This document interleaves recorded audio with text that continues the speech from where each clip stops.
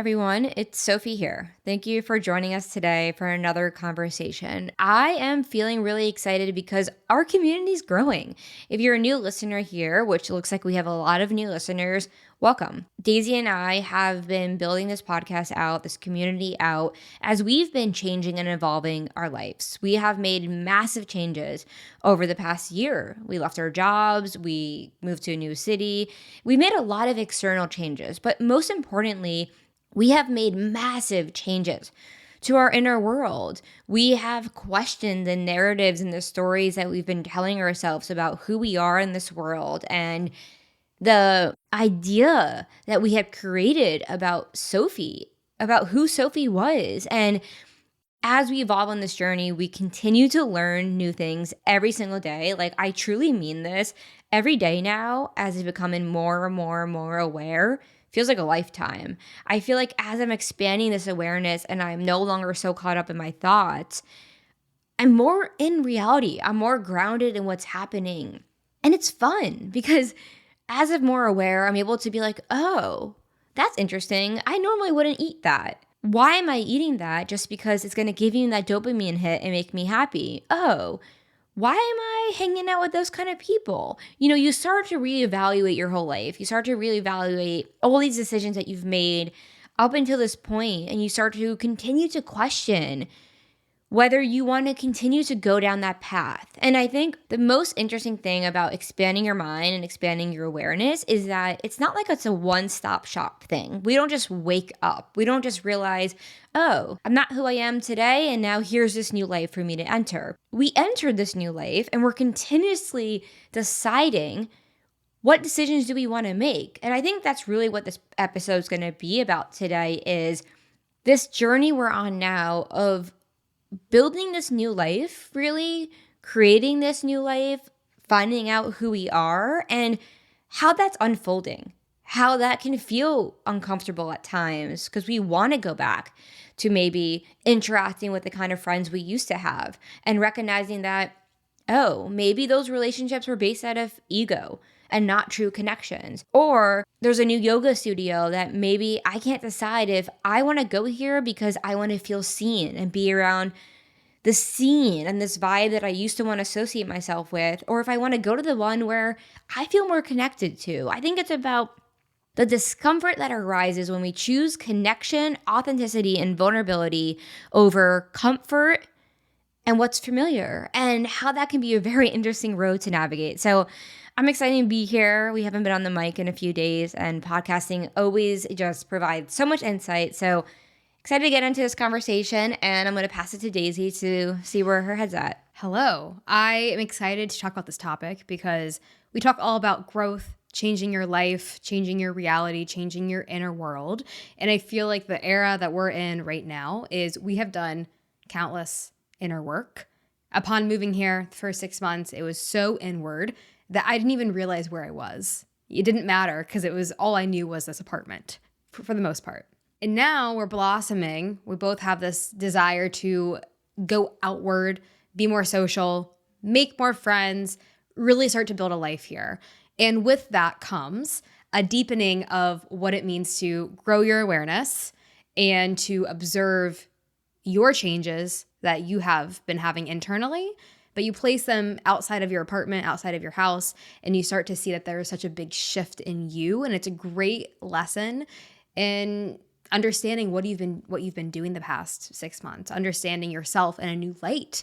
And maybe you're going to, well, I'll say specifically, I've been branching out and trying to take my hobbies and interact in groups. And I went to a specific run club, and I questioned afterwards that that's not what I expected it to be. I thought maybe it would be, a little deeper, but I found that it was pretty surface level and pretty shallow. And there's nothing wrong with that, but I found this was something I was super excited to go to, thinking I would find people, but more so realizing how much I interact with the world has changed, how I am comfortable in myself to stand in a group of people that I don't know and not feel like I need to cling on to someone. Where in the past, so insecure, I would need to find someone and be with someone because I was so afraid to be alone.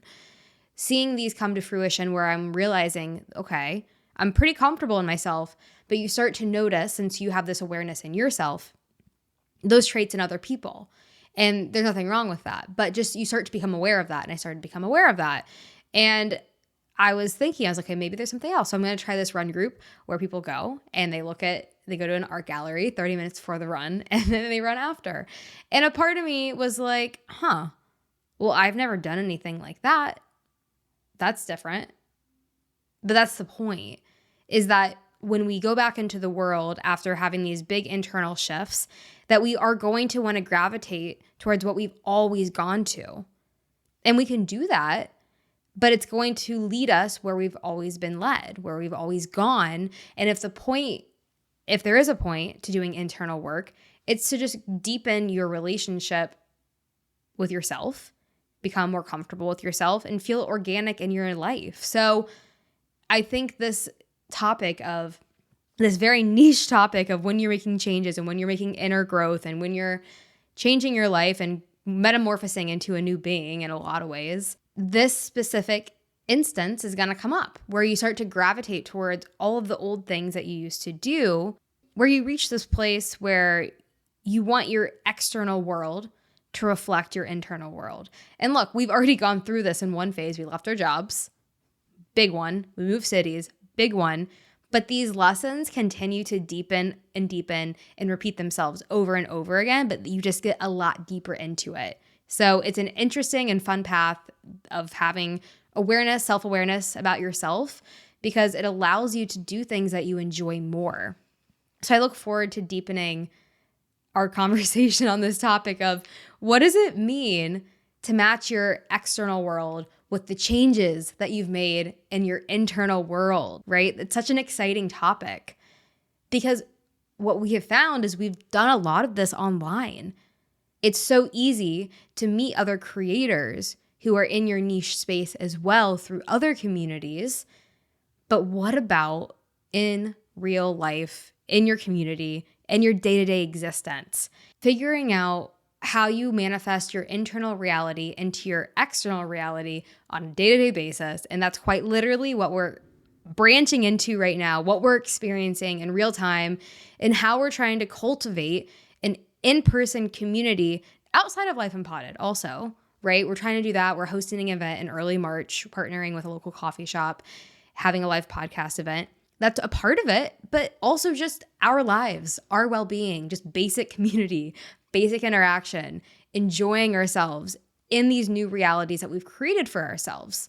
So we want to match that with people who maybe have an understanding of what that looks like, and that's new to us. Those people may look different than people we've interacted with in the past, but that's exactly the point. We are different people than we were in the past. And that's the point of life, is you grow and you evolve and you're willing to see things differently. So that is what I look forward to deepening this conversation on. Wow, I'm excited because I have so many thoughts here about this conversation, and I think it's deeply relatable to anyone who's evolving in their life, which should be really anyone because we're constantly evolving as we're growing up. And for us, it was this shift of really moving out of our 20s and transitioning into this new era. But I think at the same time, look, this can happen in your teens. This can happen when you're 40. Like it's awareness shift as I'm meeting people who are 22 years old and I'm 30, that it doesn't really have to do with age. I think it has to do with maybe when we start to question things. And that can be when you're 22 or 42. But what it comes down to really is when you start to realize that the way you're interacting with the world does not reflect who you are in your inner world. And one really interesting thing I noticed is, we're looking to try new yoga places in Austin. So coming from Manhattan, there's this place I went to. It was called 3 Jewels Yoga. And that was the first place I went where I felt really connected to. But before that, the way I worked out was very intense. I went to Y7 yoga, which was, I hurt my hip there. It was, as I'm realizing, was not true yoga in its true form. But it's so interesting because I'm seeing, reflecting on when I was 23, 24, 25, I was always chasing to fit into the in group. I was always trying to fit into the cool group of people who had prestigious jobs and had money. And it's interesting to look at the way that you interact with people who Like, it was so surface level, and I was striving towards that. And it didn't matter. It almost didn't matter that I didn't have deep connections with those people, because I didn't know that you could have deep connections with people. My connection, I think this is with everything in life, our understanding of what we can have in this experience of life is relative to what we've experienced thus far or what we've been told is possible. So as I've now deepened my connection with myself and I've met so many new people who do know themselves, I'm like, wow, I want relationships that are meaningful, and I want interactions that are meaningful, and I want my entire life to be meaningful. So we went to go try this yoga place, and I had this really interesting feeling come up of me kind of wanting to gravitate towards people who look like me, people who maybe come from similar upbringing of me, or people who I can relate to. And I caught myself questioning, why is it that I want to, or I'm so driven to go towards that life where I'm going towards a thing that's familiar versus to paint the picture, there's this one yoga studio. It's kind of like aesthetic, like it has the vibe. Like, you go in, you feel like all the people are there, like all the young people are there. And then there's this other one that's more, no one's trying to be anything. Everyone's just showing up as them. And it's interesting, what I'm noticing is like there can be a discomfort of connecting with people who are so comfortable with themselves. And it's so interesting to re-notice that. Like, I remember noticing that, like, when we went on the Holistic Unity retreat, of being like, wow, these people are open. And that makes me uncomfortable. So first off, like, why does it make us uncomfortable? Is it interacting with people who are unfamiliar with the types of people we used to interact with? And for me, coming from the corporate prestigious world, I didn't really have many creative artist friends. I never really was into that world.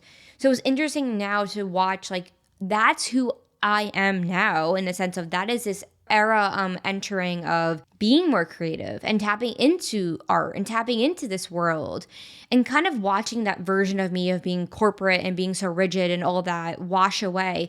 But those tendencies still coming up with me being like, but no, but I still want that. And then being like, no, but you don't. So it's like shedding this layer of who I used to be, but watching the tendencies come up to still want to cling to the old stuff, to still want to cling to that part of me.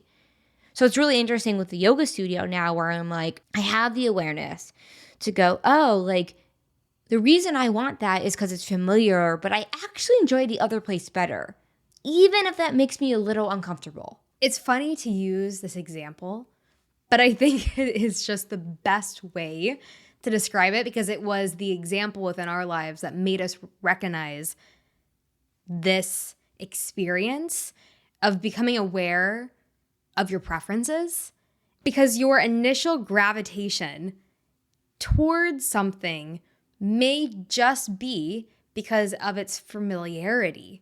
And it may be so that what you see is what you get. And that's familiarity, right? You can understand what you're going to get because you've had it before. So it makes sense why we gravitate towards these things, especially as we're considering building our community, building our friendships, building our environment that we put ourselves into. So of course it makes sense that you want to rebuild what you've had in your life in the past. That makes perfect sense. But I think the nuance that comes in here is that, well, what about the yoga studio that you've been going to, that you've been experiencing, and you like it, but your mind keeps telling you, but it's not what I used to have. It's not the exact experience of what I used to have. And I like this class, and I can't really put a finger on why I don't like it, but something's missing. But is that just the mind? Is that an example of you trying something new that you like, but it's not what you used to have? So that being the case, you feel like something's missing, but maybe this is exactly what you're looking for right now. But the unbeknownst thing to you is that what you're looking for is just comfort, and that comfort isn't here, and there's something here that's meant to push you. There's something here that you're meant to learn from. And I'll say specifically with yoga, like I did core power for years. I went like every day for so long. And I enjoyed it. It's a great workout. But I think I'm realizing there's other ways to get a great workout. And then I think I actually am looking for the mindset, the body, the soul that comes from yoga, and recognizing that these places, they're not yoga. They're a great workout with your breath connected to movement, which is fantastic, but it's not yoga. And I think the hard pill to swallow is yoga is not what I thought it always was, because I always went to these trendy places that marketed themselves as yoga. And yoga is a full immersive experience, and it's nice to have that outside of the apartment as well. So I think it's been a hard thing to swallow for me, because it's like redefining something with the proper definition of something and realizing there's so much to gain from that, but it still feels like something's missing. But that's because you can't replicate what you had when you're growing into something new. I think you just hit the nail on the head with this general concept of in life of we don't know what's best for us. Like a lot of the time, if not all the time, I'm really starting to question how much my mind has influenced the decisions I made in the past versus now. The decisions I'm making are not coming from thought. They're coming from feeling. They're coming from how did I feel when I was there? How did I feel when I interacted with this person? How did I feel when I went to that class? As opposed to what your mind is telling you. Because Exactly. There's a difference between when you're immersed in the experience and you're present, the mind isn't there, but you leave and the mind enters the chat and it's like, but it doesn't have a fun vibe, but you're not meeting people that you want to meet there. And it's like, but what was your experience while you were there? It was that you weren't thinking. So isn't that a good thing? I like that. The mind has entered the chat because that's kind of what it is. It's like you could have the example of you just went on a date with someone. You had a really great time with them and then you leave and it's like the insecurities are coming up. The fears are coming up. And I saw this so much when we first started dating because I had to work through a shit ton of internalized homophobia being in my first same-sex relationship. But I enjoyed spending time with you. I enjoyed spending time together. But the thoughts would come in of, but something's off. Like, I don't want to date a woman. I don't want that. Like, oh, that's wrong. Like, that's not going to be good at, like, all these things really just like the fear I internalized from my dad. Or leaving my job of, oh, like doing that path, like posting videos on TikTok. Like, that's so weird. But I liked doing it. Or after I post a video, I'm like, oh, why did I just post that? And it's like when you listen to the thought, when you choose, okay, this is the difference. You live a life following thought or you live a life following feeling. You live a life based on what this mind is telling you, which is just rooted in fear of things that don't even make sense. Like it's just mental chatter. When you get to the point where you can recognize that your mental chatter does not reflect what you truly want, it can be this really crazy eye-opening experience. Because for me, I'm now living this life where I hear a thought comes up and I'm like, hey, that didn't make any sense at all. Right? The mind has entered the chat. But sometimes we don't recognize that it's just the mind talking because we think that our thoughts are true. And sometimes it's like, it's not even the mind. It's like that experience you have where you're like, something feels off. And I'm like, well, I'm just nervous. So how do you find out what you really want in life? I think this is exactly what this is about, is you have to keep going forward. You have to keep doing that thing that's drawing you towards it, even when you don't know why. You have to trust that instinct, and I've seen this instinct come up. I now know what it understands to listen to your intuition. I never know what that meant because I now see what that meant. I never knew what that meant.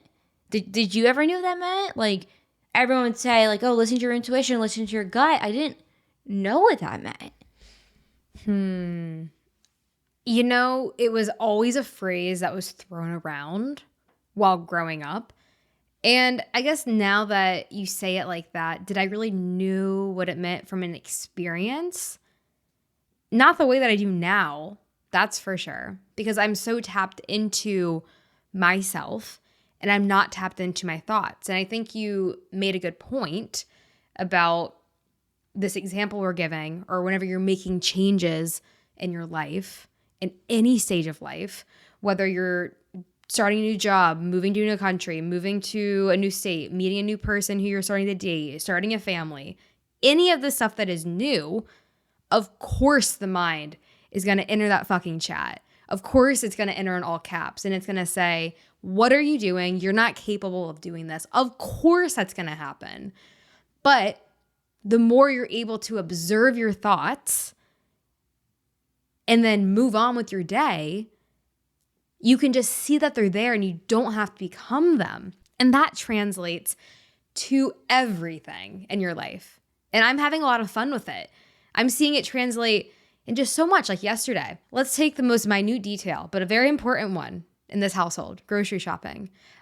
Didn't eat much. I was tired and I was grocery shopping alone and I was grocery shopping for the whole week and I was hungry. But I pushed through because there was a part of me that was saying, oh, you're just not going to get the right things. You're going to mess up. You're not going to have to come back. My mind was going rampant with that, being like, you can't do this. Like, you're just tired. Like, you're in a bad mood. And I was like, but no.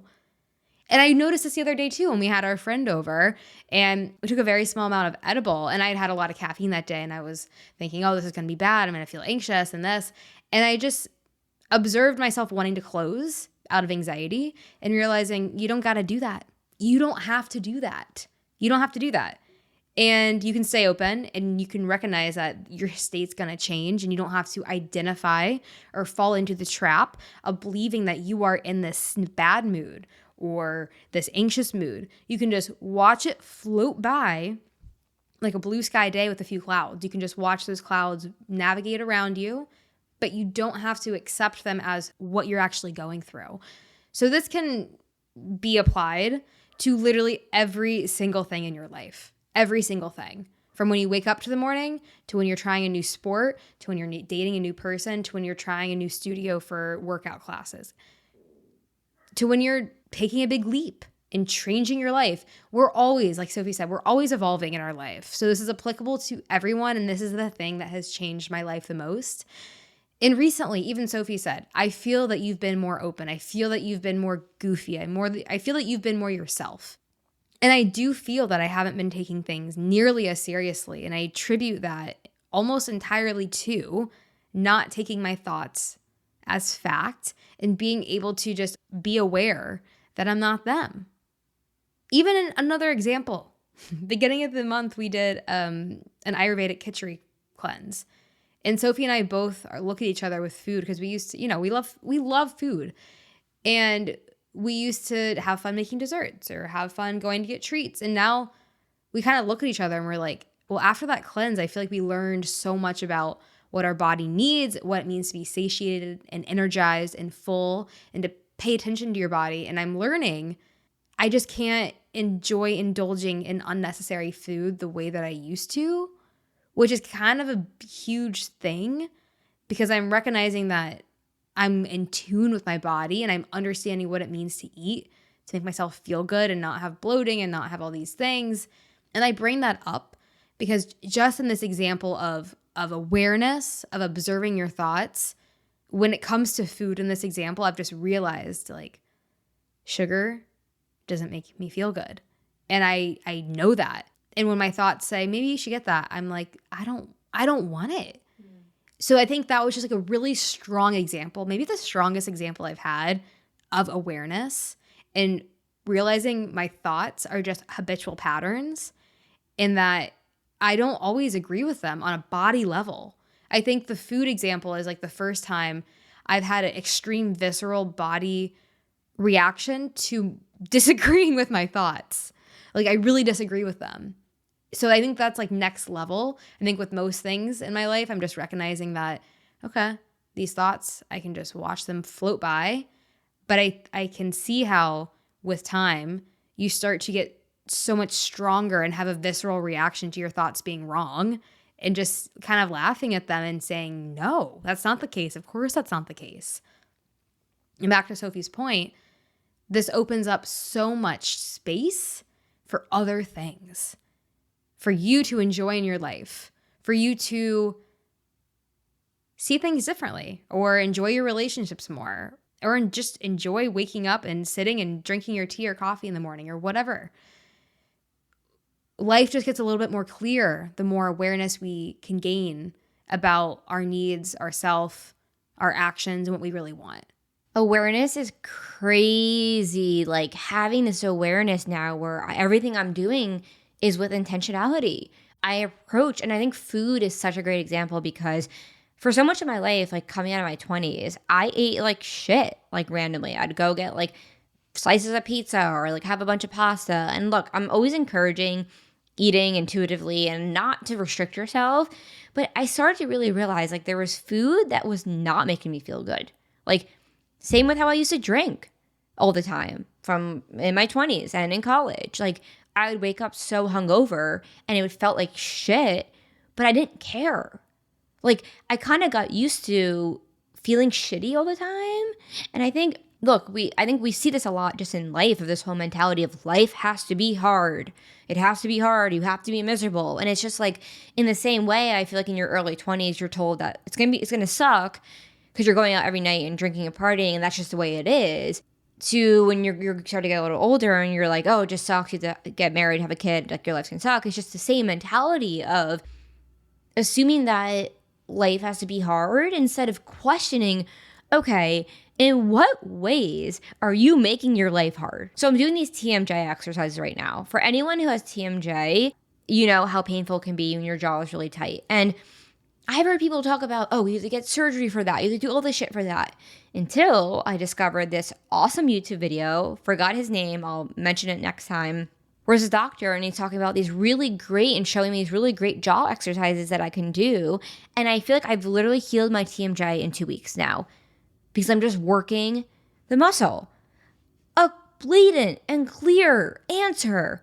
Just work your muscle, but one that I had avoided for so long because I just overly complicated in my mind. I was like, oh, how do I fix that? You know, oh, my back's hurting. Oh, all this shit. Instead of being like, okay, let's pause. Let's do that internal audit of my life right now. What time am I going to bed? What am I eating?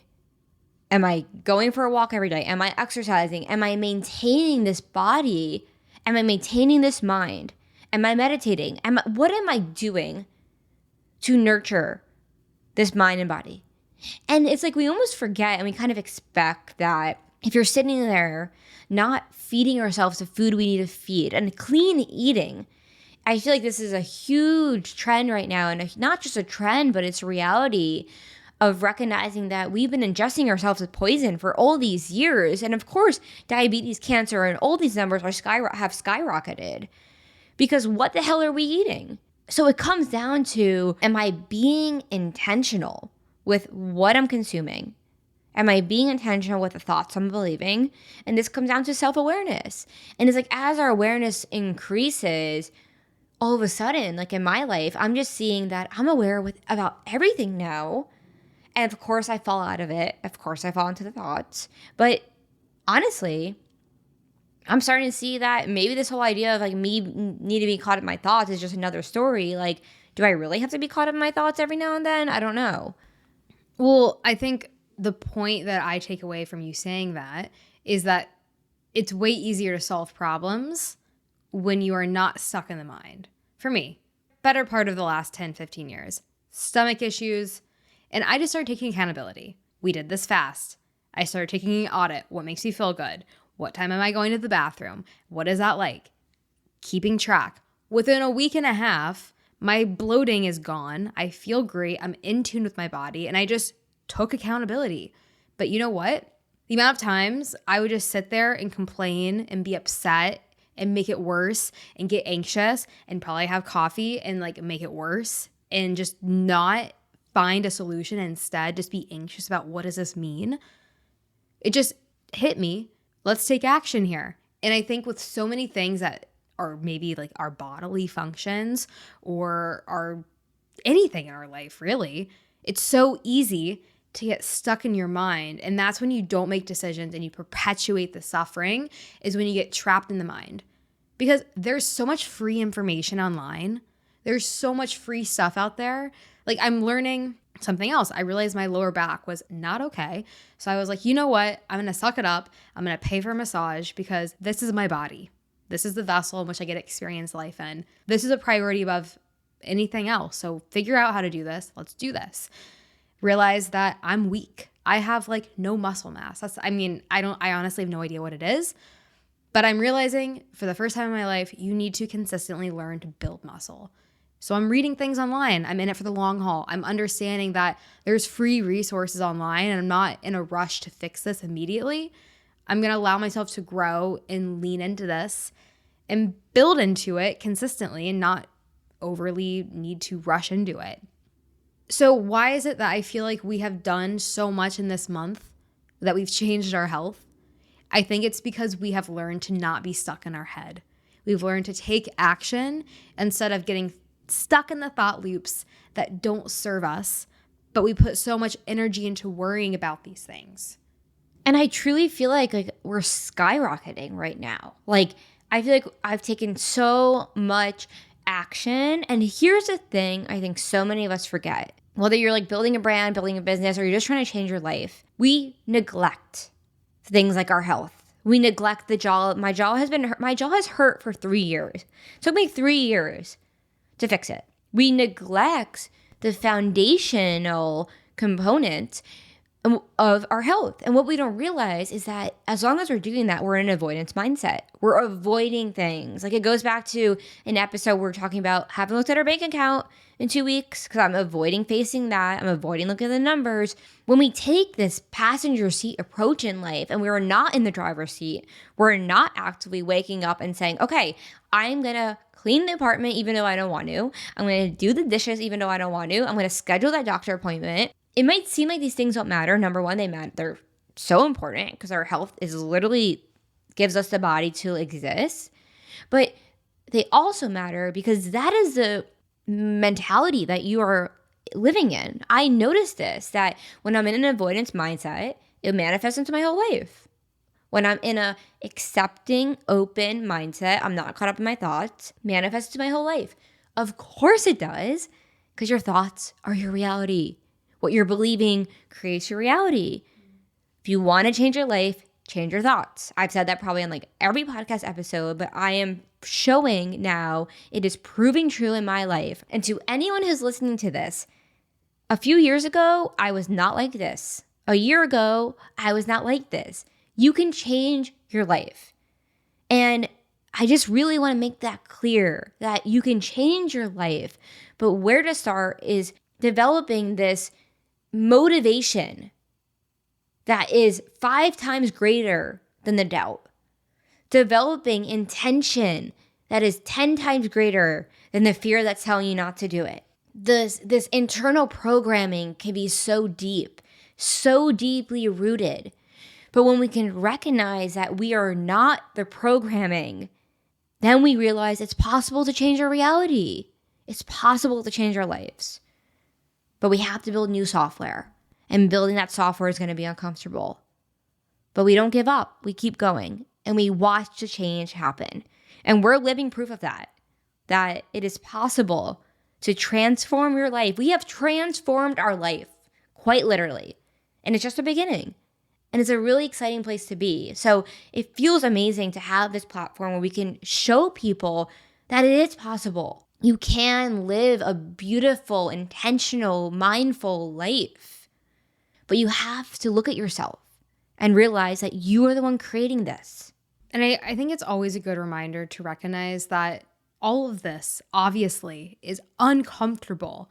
The most uncomfortable it will be is getting started. And maybe it gets more uncomfortable as you get down the line as well.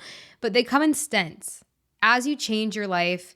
And that can be all internal. This is applicable to anyone who is changing their mindset. They're letting go of frustration or angers. Whatever it is, it's so important to remember that the discomfort is temporary. The discomfort that arises from observing thoughts as opposed to feeding into them and reacting to them and taking action based off of them that opposes the action you want to move toward and take and all of these things. It's worth sitting through the discomfort because it is temporary. And the more you are able to sit through the discomfort without having these intense judgments that make you change your action, the easier it's going to get, because your baseline for discomfort, it goes up. It gets easier to be uncomfortable because it becomes your new baseline. So you don't even bat an eye when something uncomfortable happens. And your threshold just continues to deepen. Before you know it, you look back a year from now and you feel like an entirely different person because your baseline for discomfort has risen and your threshold has deepened.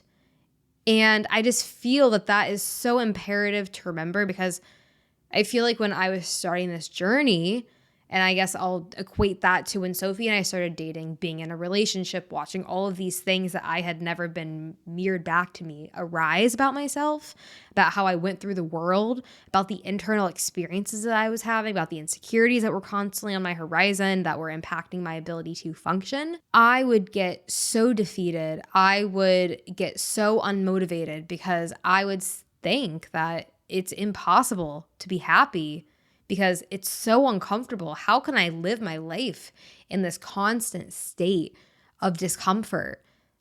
And what I didn't know at that point in time was that my threshold would deepen, my baseline would rise, that it was temporary, these strides I was making into the land of discomfort, that it was all well worth it, and that your muscle within that realm strengthens and you're able to understand that there's something beyond this thought. There's something beyond this discomfort. There's something on the other side of it. And I think the first time you're able to really see, say you react to the same thing every day when you're driving and someone cuts you off and you get really mad, but you become aware of that you react, that they actually aren't doing something wrong because they needed to get over. It was an emergency. You start to think that, right, if I have this awareness and I don't react, isn't that better for my health? Isn't that better for my day? Oh, okay, I'm going to try not to react this time. I'm going to try to not react next time. That doesn't mean I'm not going to feel fueled with rage or upset or anger. It means I'm going to observe that feeling as that is to arise. And before you know it, the more you're able to observe without reaction, it shrinks.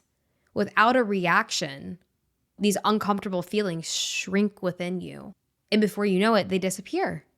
And as someone who has been triggered by every noise possible, I can really say that I don't get that triggered by it that much anymore. And it's a specific example in this entire world of stepping into discomfort. But that alone is an exciting journey to be on. If you're able to change your internal experience, and that is going to be surrounded by a whole lot of change, so much change. And once you make that change, inevitably your external world is going to change because you're going to be experiencing life in an entirely different way, on an entirely different frequency. I felt like as a kid, my entire life, I would walk into a room and no one would want to look at me because I was radiating insecurity and fear. And I feel like I walk into a room these days and I don't even think about that. And I just talk and connect with people because that's what we're here to do. And it's just interesting to think that when I was young, when I was that age, if I could talk to that child or that kid or that teenager or young adult now, I would just recognize like there's so much potential. Like my favorite song by the Avett Brothers, Head Full of Doubt, Road Full of Promise. It's like this idea that you have all of this doubt, but there's something beyond that. And if you can just feel that little bit of hope beyond all the doubt that surrounds you, that's what's going to allow you to sit through the discomfort, and it's going to change your internal experience to allow you to evolve and to exist and to enjoy when you put your feet on the ground when you wake up in the mornings. Beautifully said. And to bring it back to where we started the conversation, it is beautiful to watch the shift of my life changing, your life changing, people around us life changing, this collective awakening that's happening where people realize there's more to life, that maybe we're not who we thought we were. Maybe these thoughts and these stories are not fact. So going back to how I started, of the discomfort that arises when trying new things and getting to know who you are really, right? I think that's what this journey has been for me, figuring out that I'm not who I thought I was at 30 years old, questioning my entire life, all the decisions I made, getting me to this new beginning of I'm getting to know myself again. And that's an exciting place to be in. And yes, it's extremely uncomfortable because it's new, it's different, and that's inherently scary. But it's also so exciting because you get the chance to get to know a whole new reality with a whole new perspective. And life just continues to get more and more fun. So, to anyone out there, whoever is listening to this, if you can't imagine a life where you're not feeling anxious all the time, if you can't imagine a world where you don't feel insecure or you don't feel doubtful, I'm here to tell you that that's possible. And it's not that those feelings don't arise, but that your awareness continues to expand in ways you can't imagine. You literally change your mind. You change your thoughts. You recognize that there's more to this life. And every single human being deserves that. We all deserve to be able to enjoy life and get the most out of it. And it's painful. It's hard. It is not easy. I literally cried this morning. Okay? It is not easy, but it is worth it. Because would you rather live a life where you're feeling the truth or a life where you're avoiding, doing everything you can to avoid? So yeah, I'm feeling inspired. I'm feeling motivated. I hope to inspire and motivate anyone who's listening to this, and just for them to remember I'm just like you. Just a person who decided to start a podcast, a person who decided to question things, a person who decided that the life I was living was not it. And it all started with a very small ounce of intuition, of just a small feeling of saying, there has to be more. So no matter how small that feeling is, no matter how small it is, if there's any sense in you that this is not it, listen to that and follow that through. And it will be uncertain, but you will continue to grow. You'll continue to evolve. And you'll continue to get to a place where you look back in a year and go, holy shit, I did all this. And there's no better feeling than recognizing that you took responsibility and accountability for designing and creating the life and allowing yourself to sit back and watch it. So yeah, this has been an inspiring episode. Well, I think the key thing there is feeling. Feeling is what allows us to authentically connect. If we're open, if we feel energetically open, or we just feel as people open, we're able to feel the feelings, the good, the bad, the ugly, the beautiful, the joyous. For me, it always comes back the way through all of this has been through feeling, because I know how easy it is to spend our lives disassociated, to spend our lives not feeling. And to me, to describe what feeling means, if you look at all the darkness in the world, if we're able to recognize all of the darkness within ourselves, all of the darkness that we've experienced, that those around us have experienced, that collectively as humans we've experienced, if we can acknowledge that, we can move beyond that with such conviction and love and reality in this experience, its grounding effects.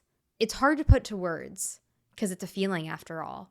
And I hope that if you listen to this podcast, if you listen to this episode, if you listen to the sentiment of these episodes, I hope that you take away that it's that each moment is special, despite what you've been through, despite what your mind is telling you. It's each moment can be valuable no matter where you're at, who you are, what you're doing. It's that we innately as humans have this gift of feeling. And when we can tap into it, and by that I mean accept the good, the bad, the ugly, we can authentically move forward. And that means that we can have authentic connections, we can have deep connections, and we can have real connections, and we can make change, and we can experience this life through quality of life that is nothing we ever thought could be possible. So thank you all for listening, and we will be back on Thursday. I'll echo that sentiment and say thank you, everyone who's been listening. Thank you for being a part of this journey. And it's exciting because I think the world is waking up. People are recognizing there's more. And I'm super excited to be part of that. So thank you all for listening. Thank you for taking the time. And we will talk to you on Thursday. If not, we'll see you tonight for the community Zoom.